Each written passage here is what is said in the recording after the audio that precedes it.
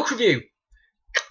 Beginning Catch Wrestling, The Ultimate Guide to Catch Wrestling by Jeff McCall. I was under the impression that I'd already done a review of this. Turns out I haven't, so I'll do one now. It's bullshit. I'm a big fan of catch wrestling. I like catch wrestling quite a bit. This isn't it. There are, it's quite well written. It's not the biggest font in the world. It's not the smallest font in the world. There are certain times in this book where I believe Jeff has confused legitimate catch wrestling. By the way, the cover there is freestyle wrestling, right? Not catch wrestling. There's a difference. It's weird because on the back he says catch wrestling is a classic hybrid grappling style that was developed in Britain circa 1870 by J.G. Chambers, then later refined and popularised by the wrestlers of travelling funfairs who developed their own submission holds, or hooks, correct, into their wrestling to increase the effectiveness against their opponents. That's what it says on the back there. That's correct, can't argue with that. However, I personally believe that Jeff here has confused legitimate straight catch wrestling with catch wrestling as it might be coming across in Japan in connection with pro wrestling. Just want to find the bit here where he talks about there's a thing of, can girls do catch wrestling? And he mentions how that girls can do catch wrestling, and a lot of them wear tights. It's like tights and leotards. It's just give us a second here. Yeah, I'm not going to find that way. So you get a lot, but it's not a very thick book. He talks about women being allowed to compete in catch wrestling, and he very clearly screws up. Catch wrestling differs from judo, Brazilian jiu-jitsu, and Russian sambo.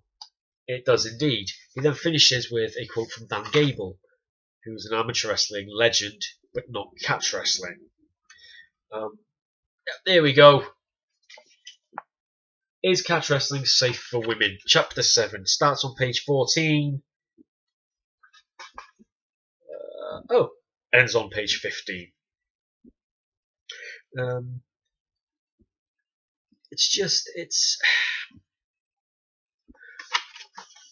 This is what I'm after.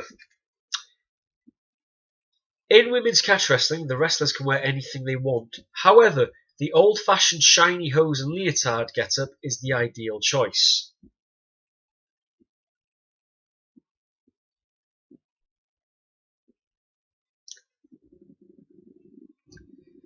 Holy Lord.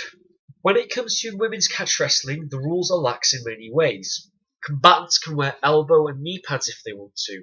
This is optional, but it is highly recommended. They can also wear any makeup they want, or even masks.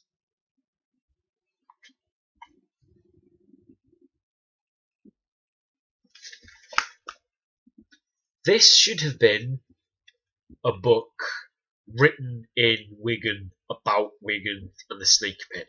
This should have been, a book that had interviews with Ken and Frank Shamrock, Masakatsu Funaki,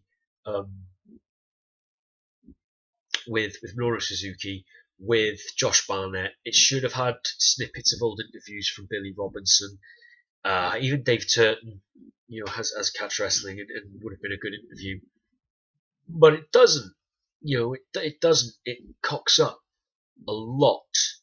It's not a good catch wrestling book. It's not a good book on self-defense. It's a mixed and mangled history of catch wrestling and pro wrestling. I've got nothing against pro wrestling at all, but that's not what this book claims to be, and this book does not deliver on anything at all. You don't need it. You don't need to buy it. Avoid it. Catch wrestling itself as an art, by all means, get into. You've got the aforementioned guys. You've also got guys like Eric Paulson to look up. Catch wrestling, by all means, get into. This book, avoid like the plague.